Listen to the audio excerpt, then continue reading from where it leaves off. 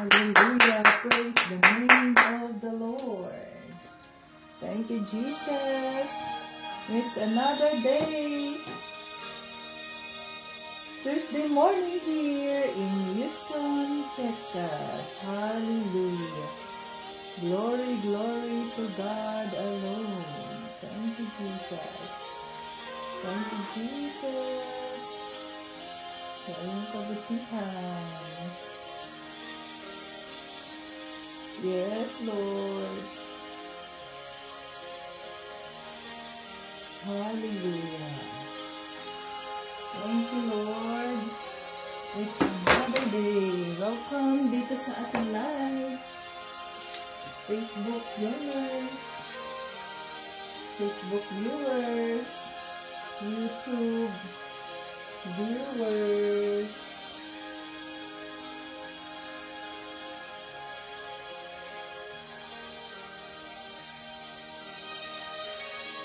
Thank you, Jesus.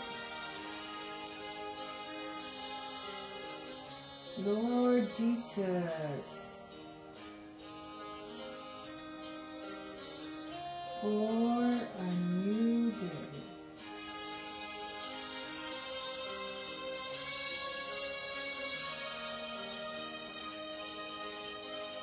To serve you, my Lord and Savior Jesus.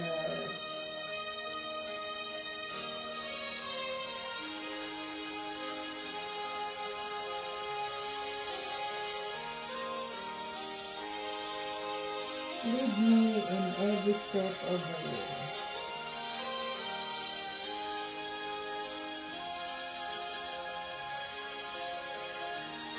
For God's purpose and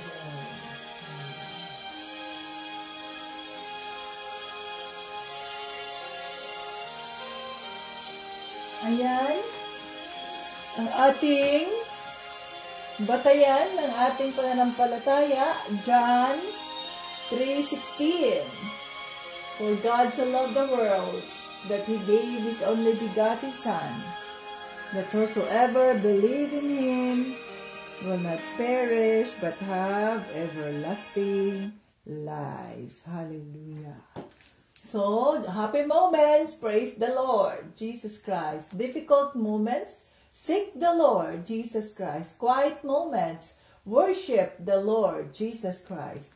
Painful moments, trust the Lord Jesus Christ. And every moment, thank the Lord Jesus Christ. Hallelujah. Salamat sa Diyos. So, ayan mga kating Jesus. Welcome kayo rito sa ating live tayo.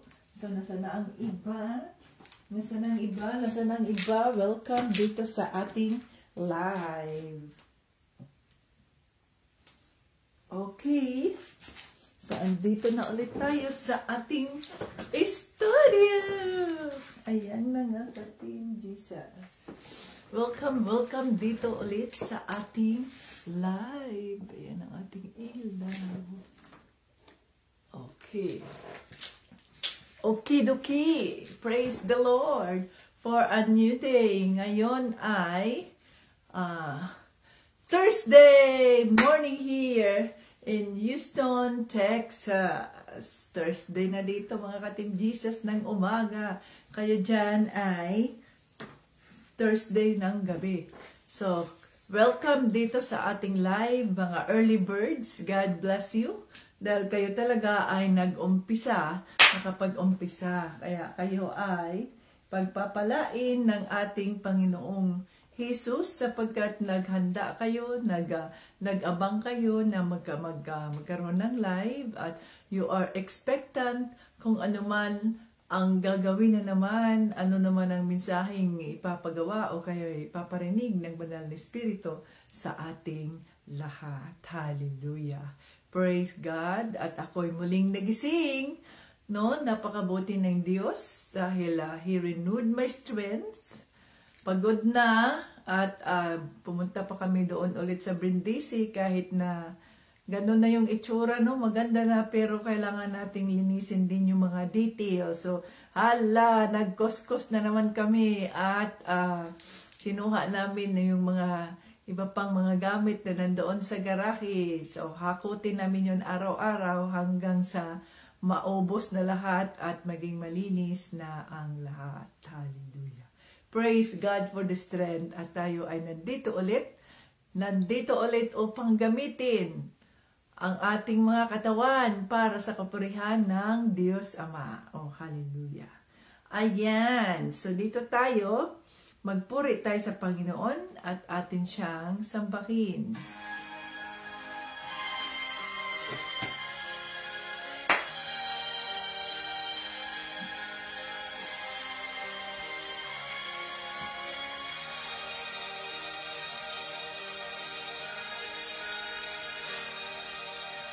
Pagising sa umaga, kay ganda, kay ganda, kay ganda ng mundo, ginawa niya.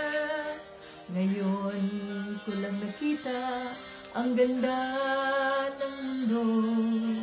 Salamat sa Diyos at ako'y binago.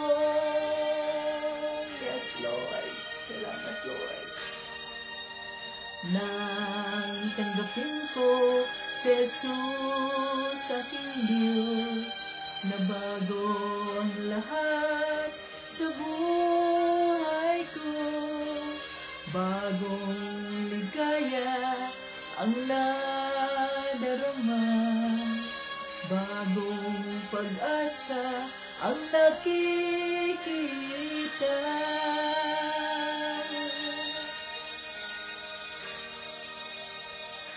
Lahat ay aking ibibigay pati aking buhay upang purihin siya.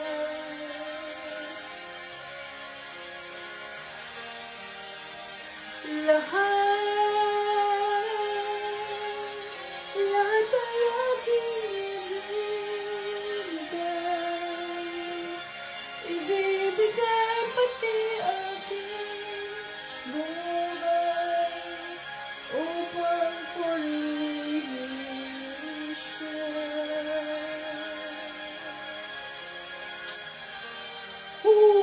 Hallelujah, Lord Jesus.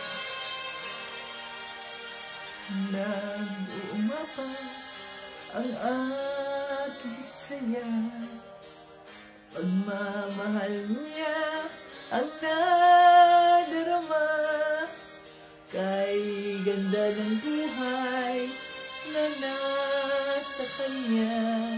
Purihin ng Diyos, purihin si Jesus.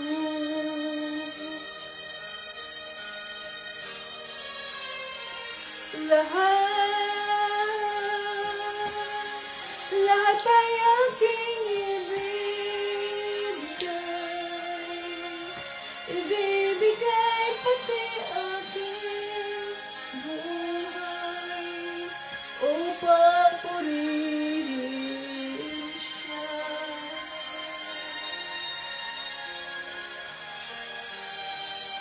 Lahat ay aking ibibigay pati aking buhay upang purihin siya.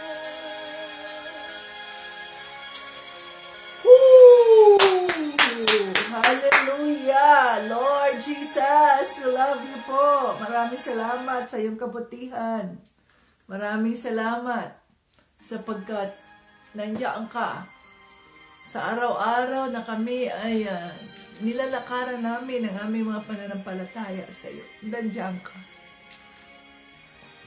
Ang iyong banal na espiritu ay nandito sa aming mga puso. Lord, salamat po. Sa kabila ng aming mga pagkukulang, sa kabila ng mga mga pagkakataon na kinalimutan ka namin, pero hindi ka nakalimot sa amin, Panginoong Hesus. Salamat po, napakabuti ninyo. Salamat. Oh, hallelujah. Salamat. Napakabuti niyo po. We love you, Lord Jesus. My Lord and Savior, Jesus Christ, my King and my Lord. Oh, hallelujah. I adore you, Lord Jesus. You are my first love. I'm here to serve you with humility in my heart. I'm here to serve you, Lord Jesus. Maraming salamat sa pribilehiyo ng aking buhay ay magamit mo para sa kapurihan ng Diyos Ama.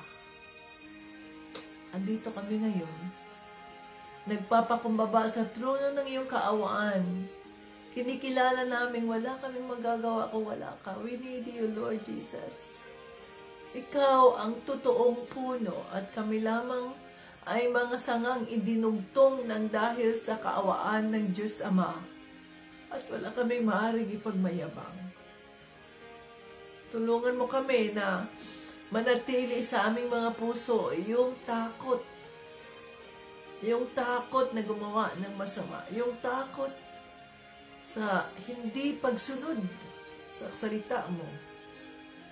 Yung takot sa consequence na mangyayari kung ang aming sariling desisyon ng aming sinusunod sa halip na ikaw. Ang conviction ng Holy Spirit. Thank you so much.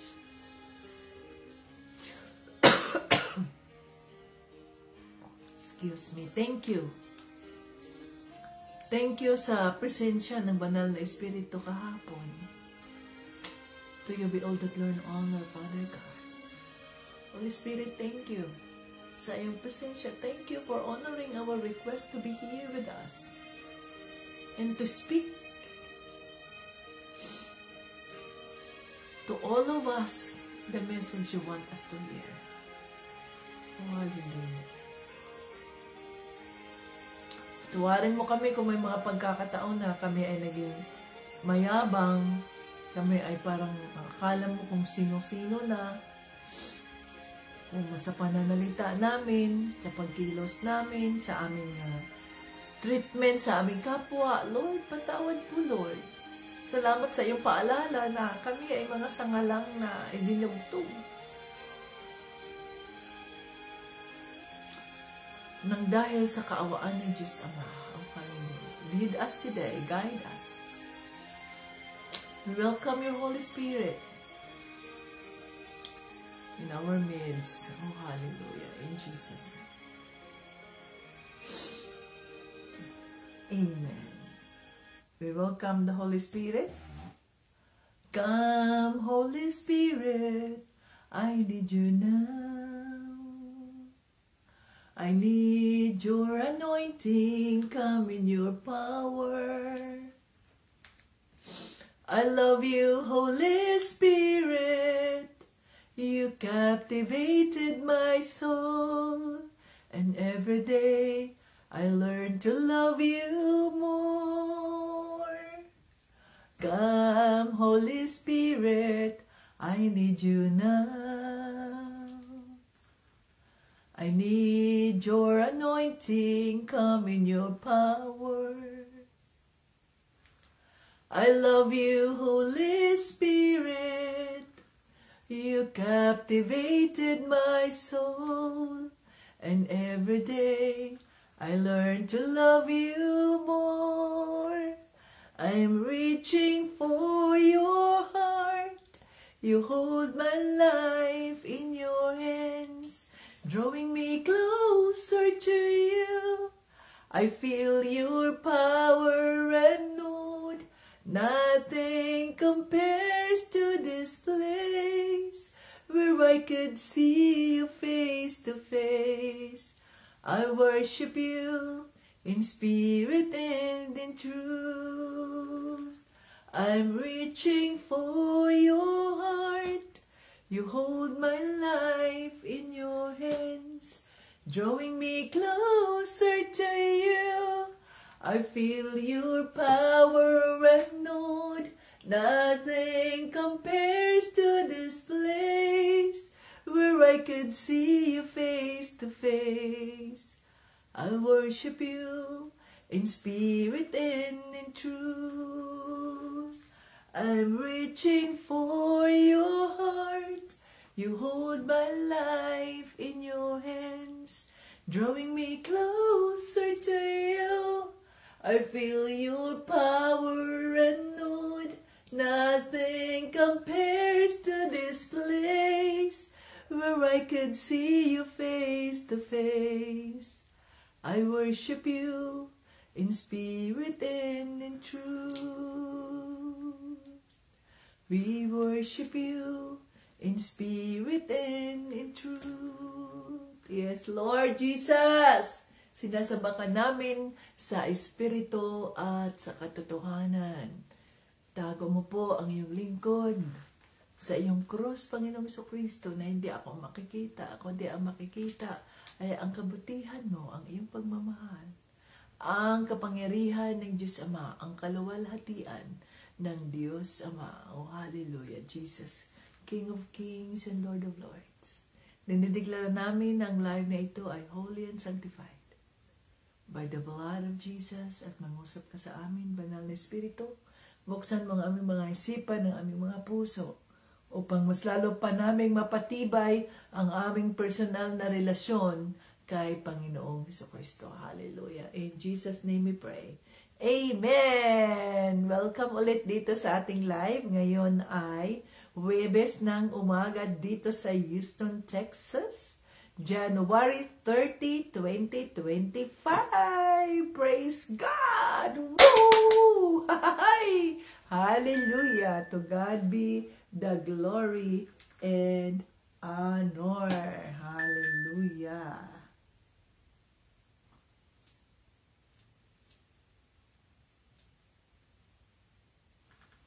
No? Ay, naku. Ano ba yung message na yan? Dali lang. Disturbo.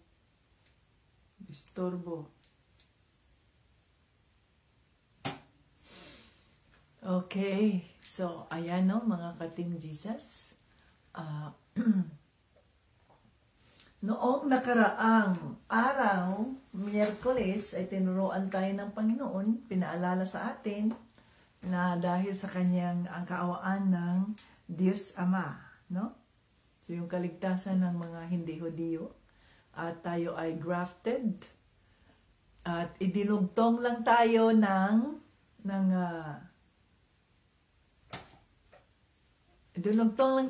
Diyos Ama sa pamamagitan ng kanyang anak na si Panginoong Jesucristo, na siyang puno. At tandaan natin na ang puno ang nagbibigay ng nourishment o ng pagkain, tubig, at iba pang pangangailangan ng puno, ng sanga na yun, upang siya ay mabuhay, upang siya ay mamulaklak, magkadahon, mamulaklak, at siya ay mamunga. So tandaan natin, Jesus is the bread of life. Jesus is the living water. Sabi nga niya, no? I am the living water. Kaya siya ang kailangan natin upang tayo ay ma-nourish, upang tayo ay tumubo, upang tayo ay lumaki, at nang sa ganoon tayo ay mamunga, magkadahon mamunga, mamulaklak mamunga, at magamit tayo ng ating Diyos Ama sa kanyang kaharian. So maging kapaki-pakinabang tayo sa kaharian ng Diyos Ama. Hallelujah. Okay. Okay, dito tayo. Dito tayo sa chapter 11, verses 25 to 36. Okay, so ito na yung last part ng Romans. So Romans, this one is 1:30:25. Romans 1:30:25. Okay. Oh, I'm sorry. Romans 11:25 to 36. Okay. So, dito tayo. Asan ang inyong mga Biblia?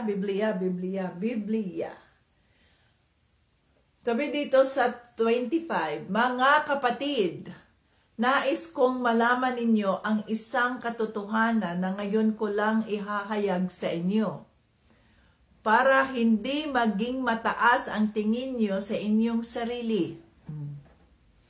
Ang pagmamatigas ng mga Hudyo ay hindi panghabang panahon. Ito'y hanggang makumpleto lang ang kabuoang bilang ng mga hindi Hudyo na sasampalataya kay Kristo.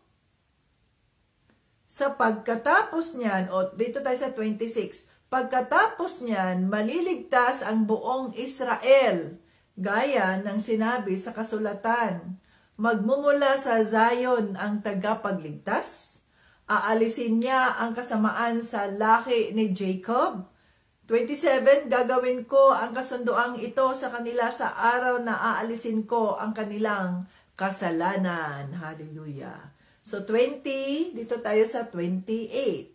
Dahil tinanggihan ng mga Hudyo ang magandang balita, naging kaaway sila ng Diyos para kayong mga hindi Hudyo ay mabigyan ng pagkakataong maligtas.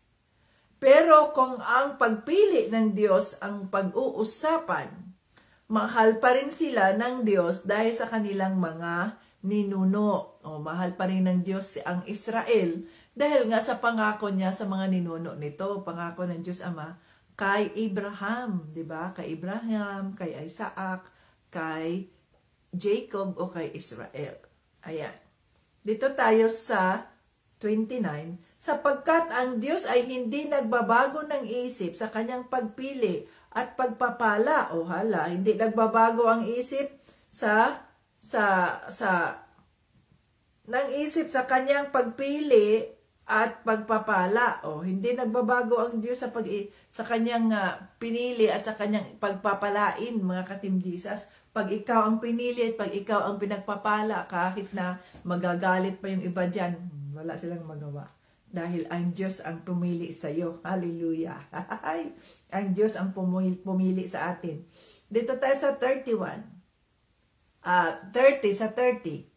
Dati kayong mga hindi Hudyo ay suwail sa Diyos, pero kinaawaan niya kayo dahil sa pagsuway ng mga Hudyo.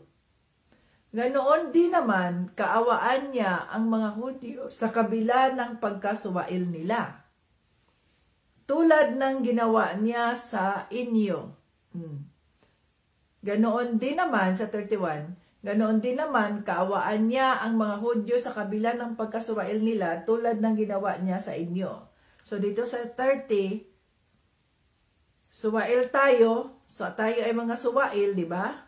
Pero kinaawaan tayo ng Diyos. So yung mga Hudyo ay kaawaan din ng Diyos. 31, ganoon din naman, kaawaan niya ang mga Hudyo sa kabila ng pagkakasuwail nila tulad ng ginawa niya sa inyo. Okay, dito tayo sa 32. Sapagkat hinayaan ng Diyos na ang lahat ng tao ay maging alipin ng kasalanan para maipakita sa kanila ang kanyang awa. Ayun? Sapagkat hinayaan ng Diyos na ang lahat ng tao ay maging alipin ng kasalanan para maipakita sa kanila ang kanyang awa. O, hinayaan, pag-usapan natin yan, ha? Okay, dito tayo. Isama na natin itong papuri sa Diyos. Okay? 33. Napakadakila ng kabutihan ng Diyos, napakalalim ng kanyang karunungan at kaalaman. Hindi natin kayang unawain ang kanyang mga pasya at pamamaraan. Gaya nga ng sinasabi sa kasulatan, sino kaya ang makakaunawa sa kaisipan ng Panginoon? Sino kaya ang makakapagpayo sa kanya? Sino kaya ang makakapagbigay ng anuman sa kanya para tumanaw siya ng utang na loob? 36. Sapagkat ang lahat ng bagay ay nanggaling sa kanya, at nilikha ang mga ito sa pamamagitan niya at para sa kanya. Purihin ang Diyos magpakailanman. Amen. Ayan. Okay. So, Holy Spirit, salamat po sa iyong mga salita. Gabayan mo kami na maintindihan namin ang mensaheng nais mong iparating sa bawat isa. Hallelujah. In Jesus' name. Amen. Okay, dito na tayo.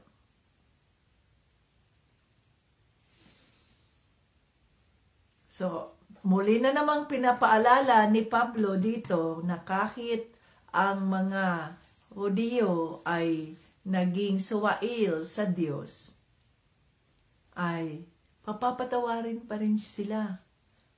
Darating ang panahon, papatawarin pa rin sila. Kaya nga, sabi niya, saan ang galing ang tagapagligtas? It is in Zion. Ang Zion ay nasa Israel. Mount Zion. Ang Mount Zion ay nasa Israel. Doon ang galing ang tagapagligtas. So, anong sabi doon? Aalisin ng tagapagligtas yung kasalanan ng lahi ni Jacob. Si Jacob, tandaan natin na siya ay Israel. Diba, napag-usapan natin na si Jacob ay mayroong 12 children, 12 sons. Tapos, yung 12 sons na yun ang naging 12 tribes of Israel. Na ngayon ay nananatili pa rin. So, dahil sa covenant na ginawa, gagawin ko ang kasunduang ito sa kanila sa araw na aalisin ko ang kanilang kasalanan. Nang dahil sa covenant na ginawa ng Diyos Ama sa mga Israelita sa pamamagitan ni Abraham, na sabi niya, Abraham, I will make your race like numbers of the stars. Gaano kadami sa mga stars. Pero alam natin na hindi lahat ng lahi ni Abraham ay pinili ng Diyos. So, mayroon siyang mga pinili, no? At sabi dito sa salita ng Diyos na yung mga pinutol na mga sanga, 'di ba? May mga pinutol na mga sanga. At yung pinutol na sanga ay dinugtungan ng mga hindi Hudyo. So yung mga Hudyo na mga suwail ay tinanggal ng Diyos. At ito ay pinalitan ng mga hintil na kagaya natin na tayo ay isa sa kanyang mga pinili. Nangyari lang yun nang sa ganoon ay kung ano man yung tingnan niyo yung sinasabi dito. Ito'y hanggang andito tayo sa 30 dito tayo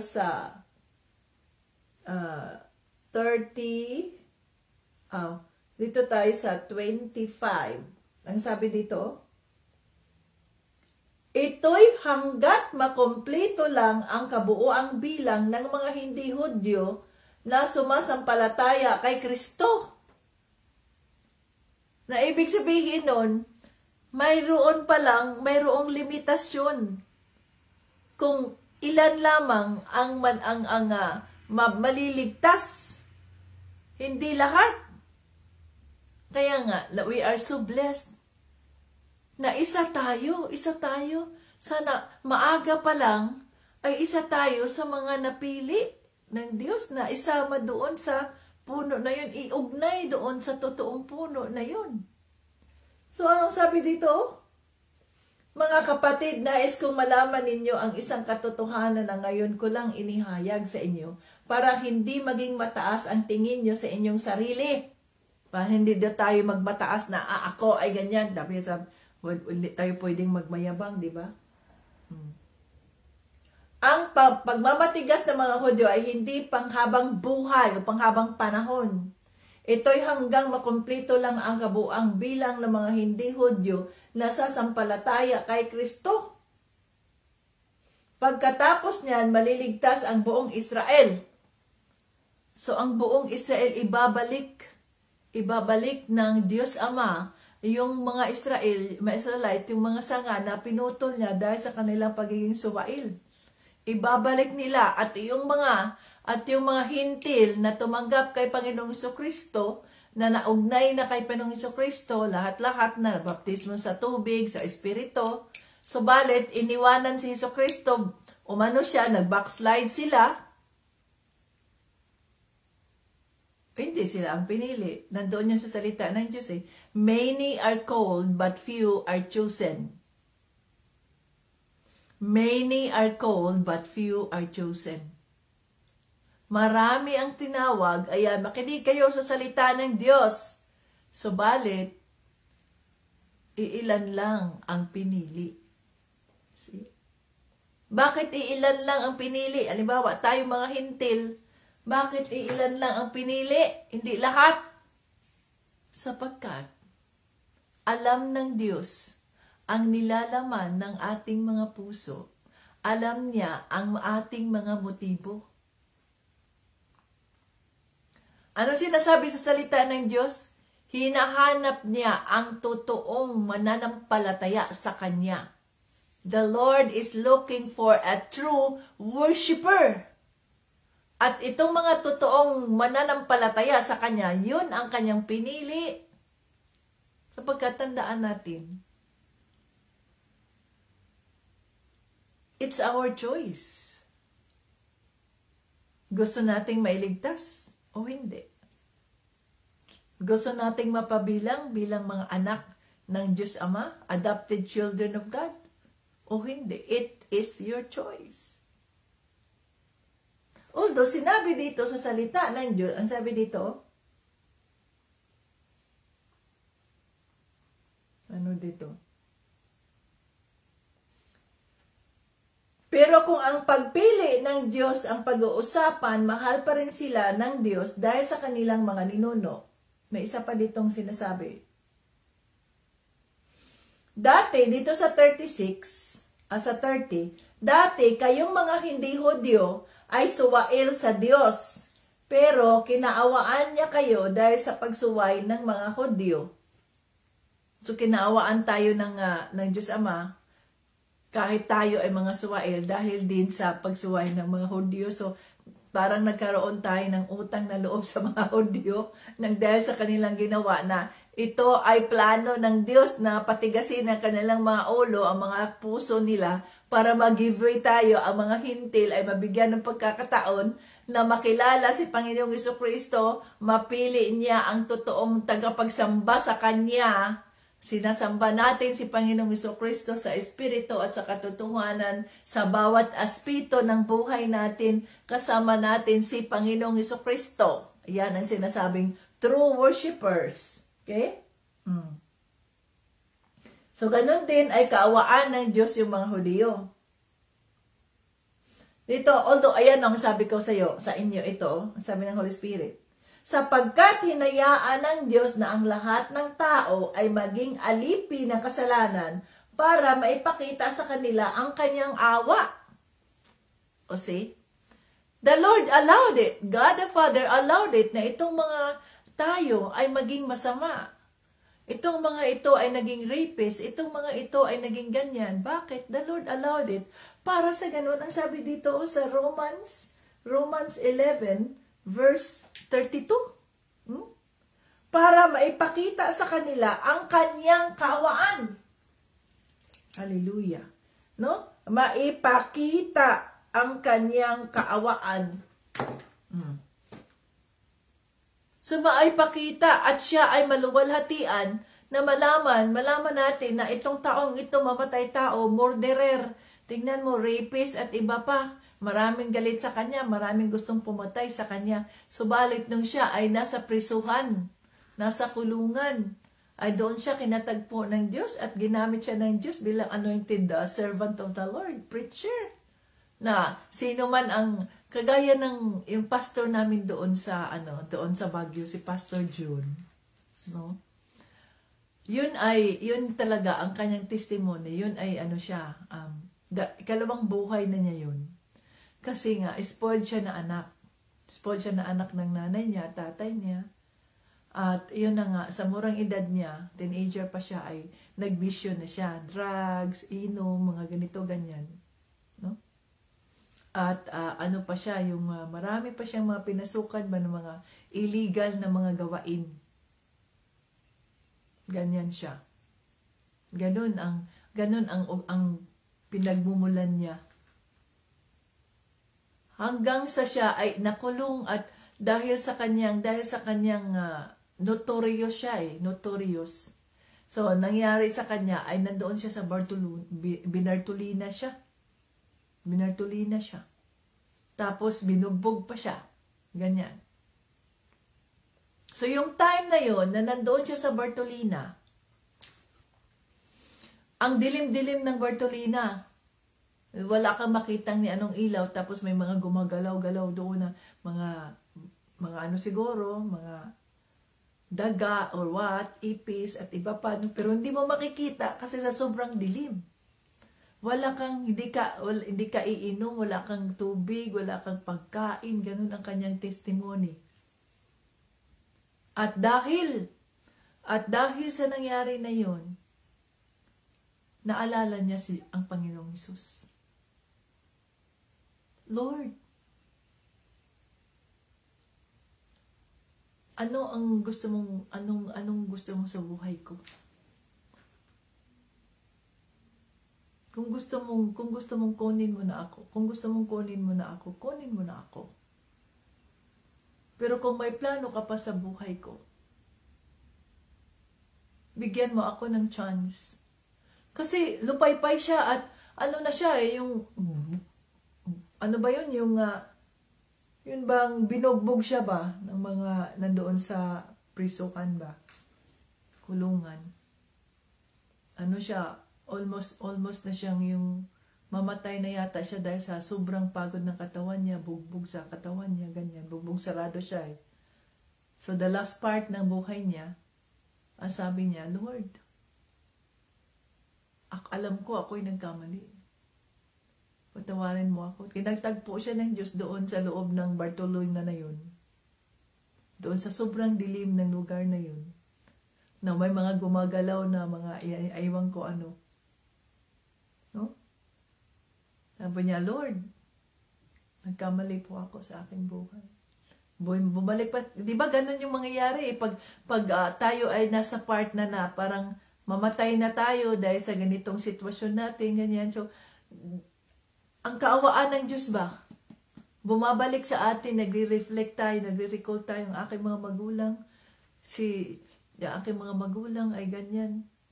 Hinano ko, pinabayaan ko, ganyan yung kanilang mga pagtuturo sa akin, yung advices nila sa akin, hindi ko sila sinunod.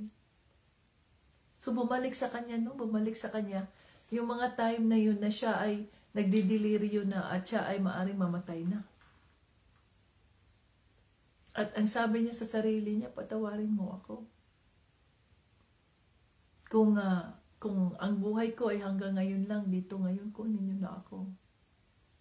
Kasi hindi na niya kaya yung anong nararamdaman niya, yung pain, dahil sa dami ng bugbog niya, katawan niya, no? Kunin niyo na ako. Pero kung mayroon ka pang plano sa buhay ko, iligtas mo ako mula sa sitwasyon na to. Buhayin mo ako muli. Yun ang kanyang nasa ano pa lang siya I think 25 years old. Yun ang nangyari sa buhay niya. Kunin mo na ako. Pero alam mo anong sagot ng Diyos? Sa gitna ng kadiliman na yun, mayroon siyang liwanag na nakita. Mayroong pumasok na liwanag sa Bartolina na yun. Ang Bartolina ay maliit lang yan na space na hindi ka nga makagalaw Kasi yan ay parusa sa mga taong sa mga priso na gumagawa ng yung kaguluhan ba sa loob ng prisuhan. No? So, yun ang nangyari. May liwanag na nakita niya doon sa Bartolina na yon, at pagkatapos na nakita niya yung liwanag na yon, nawala na siya ng malay, hindi na niya alam ang nangyari sa kanya kasi nga, di ba? Bugbog sarado siya, kaya patay na siya. At yun nga ang nangyari. Wala na siyang kamalay-malay. Ano na nangyari sa kanya? God is so good. May inutusan ng Diyos, mga anghel niya, doon sa loob ng kartel, anong sa loob ng kulungan na yun, kinuha siya. Siyempre, wala na siyang malay. O baka ano na nangyari sa kanya, patay na siya or what. Hindi na siya huminga eh. Dinala siya sa ospital. Doon sa ospital, namatay siya ng ilang minuto. Kasi from there, namatay na siguro siya doon, dinala siya sa ospital. Namatay siya ng ilang minuto. Nirevive siya. Muli siyang nabuhay. Hallelujah, praise the name of the Lord. Muli siyang nabuhay. At yun nga, mula doon, ay nagsilbi na siya sa Panginoon. Ngayon ay nasa ano na siya, 70 years old na siya. Mula sa edad na yon, nang muli siyang binuhay ng Diyos, nang muli siyang kinatagpo ng Diyos, yung kanyang karanasan ay naging living testimony sa kaawaan ng Diyos. See? Kaya hinahayaan ng Diyos na itong mga taong ito, kaya hindi nga tayo pwedeng maghusgay. Yan, mga ano yan, magdanakaw yan, mga rapist na yan, yung mga ano na yan, maiinis pa tayo, sabihin pa natin, mirisi. No, we do not have the right to do that. Mirisi mo, kaya naging anak mo, nagaganyan kayo, naganito kayo, kagaya na sa California, nasunugan yung Hollywood dahil mga ganun sila, mirisi. No. Hindi yun ang sinasabi ng Diyos dito sa salita niya. Ang sabi niya, hinayaan niyang maging masama itong mga taong ito nang sa ganoon maipakita ang kanyang kaawaan. Kaya sa halip na tayo ay magsabi ng ganyan, dahil kasi kayo ang sama-sama. Anong sabi doon sa Bible? Anong sabi doon sa ating Bible study dati? Kung nangyari man ang mga sakunang yan sa isang tao, sa isang lugar na yan, o whatever, yan ba'y nangangahulugang sila ay mga makasalanan at kayo ay hindi? No.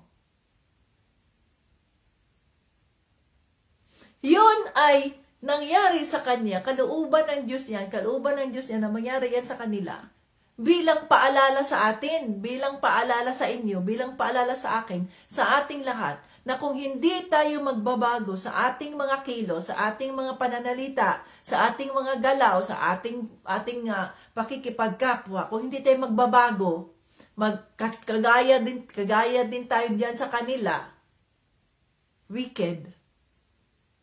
Mangyayari din yan sa atin. Yeah? Mangyayari din yan sa atin. Yung mga nangyari sa kanila, yun ay reminder sa atin, Lord. Kawaan mo po sila, Lord. At balikan natin yung ating sarili, Panginoon. Search me. Turuan mo ako na hindi ako magaya sa nangyari sa kanila. Hindi ako magaya sa kanila na nawala sa iyong presensya. Reflection yun para sa atin kung ano mang nangyari sa ating kapwa, mga sakuna na ganito, ganyan, Lord. Salamat at hindi ako isa sa mga nabiktima na yun. Father God, thank you. No? Ano man yung mga pagkukulang ko, ano man yung mga mali ko, Lord, baguhin mo ako. Upang hindi mangyari sa akin yung nangyari sa mga taong ito. Sa halip na tayo ang humingi ng kaawaan sa taong nangyari, nagkaganyan, tayo pa ang isa sa mga nag-persecute sa kanila at tayo pa ang isa sa mga nagdidiin sa kanila na para tayong kagaya rin ng mga taong nasa mundo, galit na galit, inis na inis, ganito, ganyan. Sa halip na tayo ang magsabing, Father, have mercy. Upang maipakita sa kanila ang kanyang awa. Say, yan ang emphasis dito. Bakit? Sabi mo ba, Lord, hindi mo naman kailangan ipagalingin yung mga yan. Hindi na kailangan kaawaan ang mga yan dahil Mga ano nga yan, mga rapist mga yan, mga murderer nga yan, mga yan. Oh. Pero anong sabi dito sa papuri sa Diyos, 33, napakadakila ng kabutihan ng Diyos, napakalalim ng kanyang karunungan at kaalaman. Hindi natin kayang unawain ang kanyang mga pasya at pamamaraan, gaya nga ng sinasabi sa kasulatan. Hindi natin, we cannot fathom the depth of God's ways. Napakalalim ng kanyang karunungan at kaalaman. Hindi natin kayang unawain ang kanyang mga pasya at pamamaraan. Ngayon, sino kaya ang makakaunawa sa kaisipan ni Panginoon? Sino kaya ang makapagpapayo sa kanya? Wala. Hindi tayo pwedeng magsabi, Lord. Minsan kami habang kami nagda-drive, tapos merong ang bilis-bilis ng mga sasakyan na yan, sinasabihan namin ang Diyos, Lord, hulihin mo yun, Lord. Hulihin mo yun, Lord, para hindi sila makakapaminsala ng mga tao. Ang sabi dito, sino kaya ang makakaunawa sa kaisipan ng Panginoon? Sino kaya ang makapagpayo sa Kanya? Hindi tayo pwedeng magpayo sa Kanya. Dahil tanging ang Diyos lamang, napakalalim ng Kanyang karunungan at kaalaman, din natin kayang unawain. Sabi, Lord, yan ang rapist na yan, ang ano na yan, nandiyan pa rin, patayin mo na yan, Lord. Minsan may mga ganyan, minsan may mga pagkakataon na ginagawa natin yan, Pero hindi Bakit? Kasi ang sabi doon sa salita ng Diyos sa Romans 11, verse 32, hinayaan ng Diyos yan upang maipakita sa kanila ang kanyang awa. At dahil sa awa ng Diyos, ay sinong maluwalhati? Maluwalhatian ang Diyos Ama nang dahil sa kanyang kabutihan. Tingnan niyo si Pastor John. Ayan. Nagsilbi sa Diyos. Umano na yun. Umikot na yun sa buong daigdig. Umikot na yun. Pumunta ngayon dito sa Amerika kasama ang kanyang wife. To God be the glory, ay ginamit tayo ng Diyos para sila ay sponsor, sila ay suportahan. Mayroon silang speech doon sa saang lugar na yun sa Florida at in-sponsor ng Diyos sila para makarating dito sa Texas at ma-enjoy naman nila ang Texas. Inikot namin sila sa Texas, doon sa bahay sa Brindisi, doon sa guest room. Yung guest room, yan, sila ang una nating panauhin or invited guest doon sa guest room. Nakita niyo yung guest room, di ba? Sila ang ating unang guests doon sa guest room ng bahay ng Diyos sa loob ng ilang araw.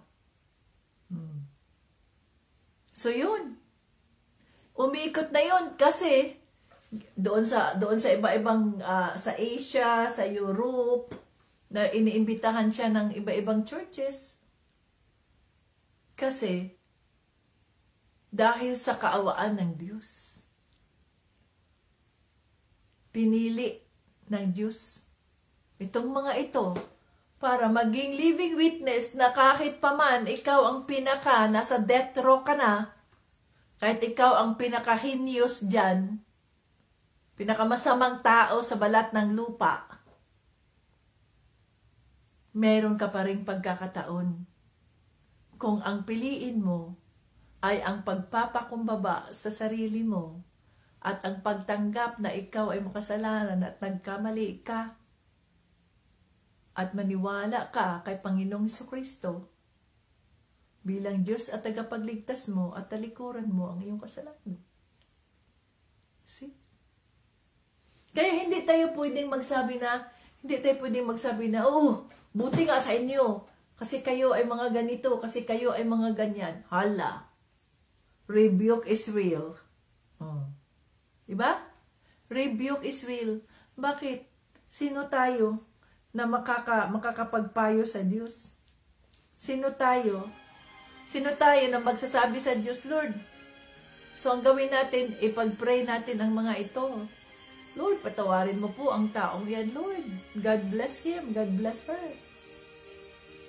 Ingatan mo kami, Lord, na hindi kami masama doon sa klase hindi kami magaya doon sa mga klase ng mga drivers na yan na, reckless driving na nakaka-disturbo sa iba at yun bang nakakadamay sa iba ba? O, ganyan. Hindi ko may nandoon sa Facebook, itong ay pinatay ng rapist na ito, ganyan, nandoon ang mga rapist. Pinakita. Ang gagawin naman ng tao sa daigdig, ang mga nasa mundo, angry emoji. Ganyan. Ay, ang sarap talagang patayin ng hayop na to. Di ba? Ang sarap patayin ng hayop na to. Kung ako lang nandyan, pinatay ko na yan. Sabihin natin, wag nyo nang buhayin yan. Patayin na niyo yan para wala nang mapinsala pang iba, wala nang batang ma-rape, wala nang batang ganyan. Pero hindi yun ang sinabi ng Diyos dito sa salita niya sa Romans 11:33, Romans 11:32. So hinayaan ng Diyos na maging masama yung taong yun upang maranasan niya ang kaawaan ng Diyos. Sino tayo ngayon na maghusga sa ating kapwa? Gayong ang Diyos hindi natin kayang alamin, tuklasin ang kalaliman ng kanyang karunungan. Oh, dito lang tayo. Kita mo yung langit, as far as the heaven is from the earth, so far is His ways. Ang kanyang pamaraan. Tayo, limited tayo, ganyan lang tayo . Kung ano nakikita natin, yun na. But if we have the Lord in us, we trust the Lord kahit hindi natin nakikita. Ito yung naro kasi tayo . Kung sarili natin ang ating titingnan, naro tayo hanggang doon kung ano nakikita natin, yun lang. Pero ang Panginoon, ang anumang hindi natin nakikita niya. Kaya what we need to do is to trust Him. No? To trust Him. To believe in Him. To surrender everything. Kung ang mundo, ganun ang kanilang reaction sa mga taong ito na nagkasala sa lipunan. Understood yan kasi nasa mundo sila . Sabi nga, kung anak ko pa yan at siya ang ginawa ng kaya, talagang titira ako sa bilangguan. Hindi ko na yan bigyan ng buhay. Papatayin ko na yan. Sino tayo? Nakikitil ng buhay ng iba. Ngayong tayo ay nilikha lang ng Diyos. No? Sino tayo na maghusga sa ating kapwa na siya ay ganito, na siya ay ganun, gayong hindi natin kayang sukatin ang paraan ng Diyos, ang pamamaraan ng Diyos upang ang taong ito ay mabago at makita ng sanlibutan ang kaawaan ng Diyos na maaring matanggap din ng mga taong nakakita. Maaring matanggap mo rin, maaring matanggap ko rin, maaring matanggap nila, matanggap mo, matanggap nating lahat. Kung tayo lamang ay nagpapakumbaba. Ayan John 3:16. For God so loved the world that He gave His only begotten Son. Dahil gano'n na lamang ang pagmamahal ng Diyos Ama, na ibinigay niya ang kanyang kaisa-isang anak na si Jesucristo. Kung sino man ang maniwala sa Kanya, ay magkaroon ng buhay, ay hindi mamamatay, kundi magkaroon ng buhay na walang hanggan. Iba na naman ang mensaheng nais iparating, no? Ipinarating ng banal na Espiritu. Kasi kung magsasabi kasi tayo niyan, mirisi sa inyo dyan dahil kayo mga makasalanan. Parang ang tingin natin sa mga sarili natin ay tayo ay mga tapat, tayo ay mga mabubuting tao, tayo ay mga righteous. Tandaan natin, naging mabuting tao lang tayo, naging righteous lang tayo, matuwid, nang dahil sa kaawaan ng Diyos. Sa makatuwid, kung tayo ay binigyan ng kaawaan ng Diyos, kung ang Diyos Ama ay naawa sa atin, dapat tayo ay maging maawain doon sa iba. Sa mga nagkasala. Dahil tayo rin ay makasalanan, tayo rin ay mga suwail. At nang dahil sa pinili tayo ng Diyos, kaya tayo ay natuto, nalaman, nagumulat sa katotohanan. Dahil may isang tao, maaaring pamilya mo, kaibigan mo, kapatid mo, sino man, na lumuhod sa trono ng Diyos at hiningi ang iyong kapatawaran. Hiningi ang awa ng Diyos para sa iyo. Hallelujah. Kaya tayo dapat, yan sabi, matakot tayo, no? Matakot tayo. Wag tayong para tayo mga kung sino-sino. Tandaan natin, it is by grace that we were saved. So dahil awa ang naging dakilan kung bakit tayo ay nailigtas sa ating pagiging suwail, dapat tayo ay maawa din doon sa mga ganitong klase ng tao. Lord, kaawaan mo po. Have mercy, Lord. Have mercy, Father God. Have mercy. Dahil sa pamamagitan ng iyong seryosong paghingi sa Diyos ng kaawaan sa taong ito, maawa ang Diyos. A prayer of the righteous availeth much. So yung panalangin ng isang matuwid sa harap ng Diyos ay pinapakinggan ng Diyos. Hallelujah. No? Pinapakinggan ng Diyos yung mga panalangin ng isang matuwid sa harap niya. Kaya yung mga taong nagkaganyan, nandyan sa Facebook, sa social media, pinopost yung mga yan, mga ganun. Tandaan natin na hindi man yan sila ang mga kaaway natin. Yung espiritu ng rape, espiritu ng murder, killing, whatever, mga masasamang espiritu, yun ang pumasok sa kanila upang gawin nila yung mga bagay na yun na hindi sa Diyos.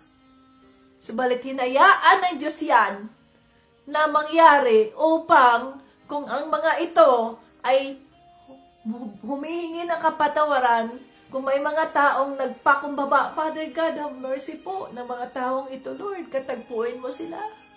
Hindi nila alam ang kanilang mga ginagawa. Patawarin mo po sila, Panginoon. Kung may mga Kristiyanong nag-intercede sa mga buhay ng mga yan, andiyan ang Diyos, nakikinig siya eh. Ang kanyang mga pangako ay hindi nagbabago. Ba? Sabi diyan sa ano niya, oh? Sabi diyan sa, nandito yan sa Romans 11. Romans 11. Ano sabi doon? Romans 11 verse 29. Sapagkat ang Diyos ay hindi nagbabago ng isip sa kanyang pagpili at pagpapala. Oh. Hindi nagbabago ang Diyos sa kanyang pagpipili at pagpapala. Kaya may mga pagkakataon na sa halip na itong mga murderers na to, ilang nag-kill na sila. Yung, halimbawa dito, may mga sabihin nating mga shooters, no? Mga shooters dito sa mga paaralan. 9 years old, 10 years old, 17 years old. Pero ang ilan sa kanila, pinatay din nila mga sarili nila eh. Di wala na silang chance wala na silang chance. Kasi yun ang pinili nila to kill themselves. Sa halip na yun bang tanggapin nila ang consequence ng kanilang kasalanan at mula sa consequence na yun, ay baguhin sila ng Diyos, matuto sila, maging living witness sila. Kadalasan, yung killer, dito sa mga shooting, sa kung ano man yung massacre, pinatay din nila mga sarili nila. So yun, wala na silang chance. Kasi pinatay naman yung sarili nila. Diretso na yun sila sa impyerno. Samantalang yung ibang nagkasala at sumuko, no? Pinagsilbihan yung kanilang kasalanan, nagbago, natuto na sila, na ang mali sila sa kanilang ginawa. Muli silang bumalik, nagpakumbaba sa Diyos. Yun! Ang pinili ng Diyos, yun ang mga kinakaawaan ng Diyos upang sila ngayon ay maging living witness sa kabutihan niya. No? Pero yung kadalasan, nagbabaril din sila sa sarili nila. Wala na silang chance kasi wala na eh. Patay na sila eh. Pero itong mga nasa Facebook na pinopost, dahil ano sila, mga heinous crime, mga kriminal, mga ganyan, at nakulong na sila, mga ilang taon. Let's pray for them. Kaya nga mayroong prison ministry eh. May mga prison ministry. May mga prison pastors na pumupunta. Dati doon sa Baguio, mayroon kaming tinatawag na prison ministry. Gusto ko sanang sumama doon sa prison ministry, mag-pray, pero ang sabi ni pastor, hindi basta-bastang pwede doon ang mga babae. Ang kasama doon, mga kadalasan ay mga lalaki, kasi mga lalaki, pwede ka doon sa prison ministry, doon sa mga babae, women's correctional. No? So, mga lalaki ang nandoon, kasi di mo naman alam yung mangyayari doon, baka ma-rape ka pa doon. Oh. Kaya nga may prison ministry dahil yung mga nasa prisuhan, hindi pa sila patay eh. They still have the chance to change. So sa halip na husgahan natin sila, na para tayong kung sino-sino mga magagaling, kung sino-sino tayong mga matuwid, na tayo ay mga righteous, santandaan natin na tayo ay nabuhay muli dahil sa kaawaan ng Diyos, Ama. Kaya wala tayong pwedeng ipagmayabang. Nakala mo, kasi kami mga Kristiyano na, kayo dyan, mga makasalanan kayo dyan, mga ganang kayo. No. Mga unbeliever kayo, mga ganito kayo, Kristiyano ako. Hindi, sabi nga, para hindi kayo magmayabang, paano lumaki ang ano ninyo, oh. Anong sabi dyan? Para hindi maging mataas ang tingin nyo sa inyong sarili. Oh. Para hindi maging mataas ang tingin natin sa sarili natin. Huwag tayong tumingin sa sarili natin na akala natin kung sino-sino tayo. Tayo matuwid, righteous tayo, ganito tayo. Oh. Diba? No, hindi tayo ganyan. Nabuhay lang tayo sa kaawaan ng Diyos. Kaya, rebuke is real. Ay, tinuruan na naman tayo ngayon ng Holy Spirit. Sa halip na idiin itong mga taong ito, itong mga taong makasalanan, mga sabihin nilang damo sa lipunan, bakit yung mga mababait, bakit yung mga mabubuting tao, ang bata-bata pa kinuha na ng Diyos? Bakit yung mga masasamang damo, ayan tumanda na, masama pa rin. Diba may mga pagkakataon na nagtatanong tayo niyan? Pero may karapatan ba tayo magtanong? Gaya ang sabi sa salita ng Diyos, we cannot fathom. Hindi natin kayang sukatin ang pamamaraan ng Diyos, ang kagalingan ng Diyos, ang karunungan, ang kaalaman ng Diyos. Maaring, ang isang tao na yan ay kinuha na ng Diyos, kahit bata pa siya, nang sa ganoon ay hindi na siya mapariwara. Yung taong yan, na matanda na, 70 na, 78, 80, buhay pa rin. Bakit? Binigyan sila ng pagkakataon ng Diyos na matagpuan ang Panginoon. Mabuhay pa sila. At mabago ang buhay nila. At sa kanilang matandang edad, maging living witness din sila sa mga senior citizen. Ang mga senior citizen, magiging living witness din sila na maibahagi nila ang salita ng Diyos sa mga senior citizen. O see? Wala tayong alam eh. It's only the Lord who knows. Kaya hindi tayo pwedeng maghusga. Kung may mga taong ganyan, may mga ganun, wag tayo kaagad magsasabi, wag tayo kaagad na ang ating susundin, itong ating emosyon na, buti nga sa inyo, ganito kayo, atin yan eh, yan ang likas na makasalanang katawan natin. Pero kung sa Panginoong Jesucristo, ang ating mararamdaman ay ang kaawaan. Lord, have mercy po. Panginoon, have mercy po. Katagpuin mo ang mga taong ito, kagaya ng pagtagpo mo sa akin. Bigyan mo sila ng pagkakataon na mabago mga buhay nila. Magamit mo ang kanilang mga buhay sa iyong kaharian. Maging kapaki-pakinabang sila sa iyong kaharian. Ganun dapat ang ating pagtingin sa mga taong masasama sa lipunan na akala natin sila yung mga masasama.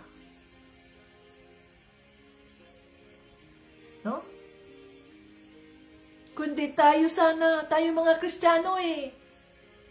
Alam natin na we are only saved by God's grace. Therefore, who are we to boast that who we are? We are Christians, we are righteous, we are this and that. Who are we? We do not have the right to do that. Kaya, rebuke is real. O ngayon, may tinuro na naman ang banal na Espiritu. Let us be an intercessor to these people.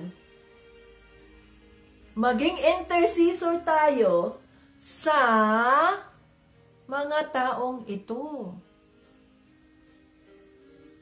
We intercede for the forgiveness of sins. We intercede for the mercy of God instead of scrutinizing o kaya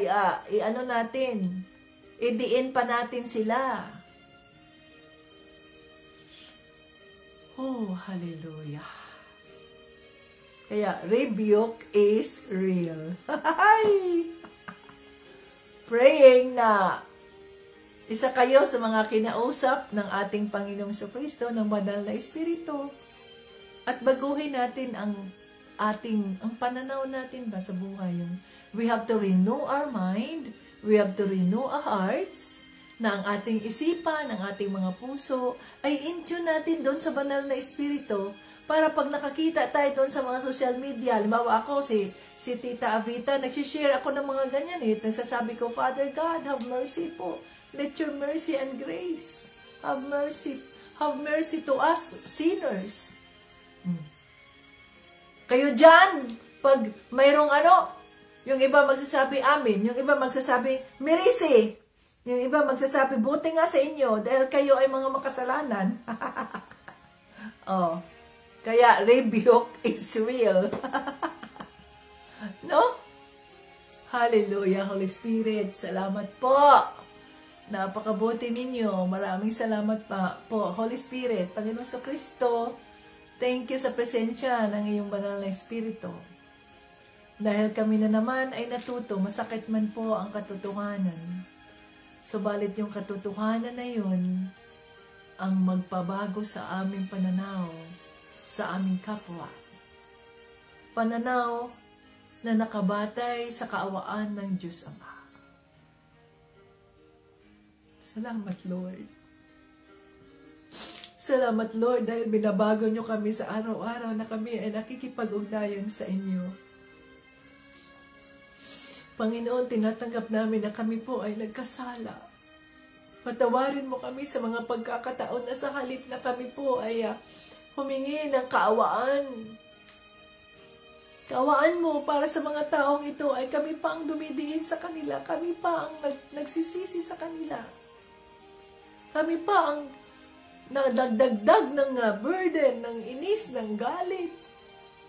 Sa halip na kami ay mga Kristiyano at kami ay ang iyong living witnesses ng iyong kaawaan dahil kami ay nailigtas lamang ng iyong kaawaan, Panginoon Diyos Ama.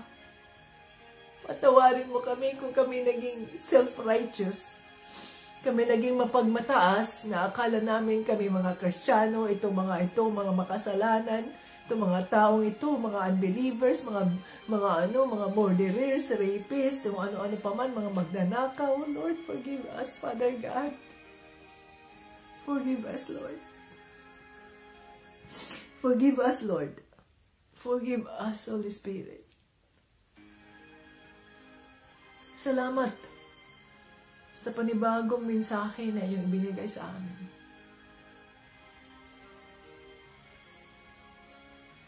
Andito ang aming mga buhay, isinusuko namin sa inyo. Gamitin mo kami, Panginoon Jesus, upang kami ay maging instrumento upang iluhod sa iyong trono ng kaawaan ang mga taong ito at mabigyan sila ng pagkakataon na maiugnay sa iyo, Panginoong Jesucristo, ang totoong puno. Oh, hallelujah. Thank you. Thank you, Holy Spirit, sa rebuke. Thank you, Holy Spirit, sa iyong kabutihan. Thank you. Thank you. Thank you dahil binabago niyo kami. Hayaan mo ang iyong fruit of the Spirit ang aming mararanasan. Ang love, ang joy, patience, yung goodness mo po, yung kindness mo, yung peace, self-control. Yun ang aming mararanasan, Lord. At makikita ito ng aming mga kapwa na nandito ka sa aming mga puso na nakatira ka. Banal na Espiritu. Makikita nila kung gaano kakabuti sa aming mga buhay. At maluwalhati ang Diyos Ama sa pamamagitan ng mga buhay namin. Thank you, Lord. Thank you, Lord Jesus.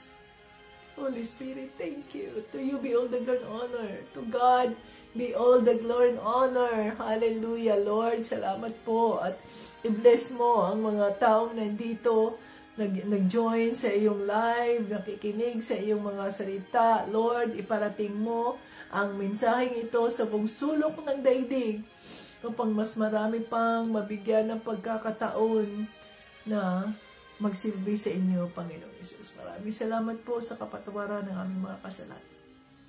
Lahat ng ito, pasasalamat, papuri, ay ibinabalik namin sa Diyos Ama sa pangalan ni Jesucristo at ng banal na Espiritu.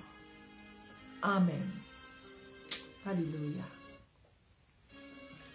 Ayan, mga ka-Team Jesus, rebuke is real. No? Kaya matuto tayo kung tayo ay kinausap ng Diyos.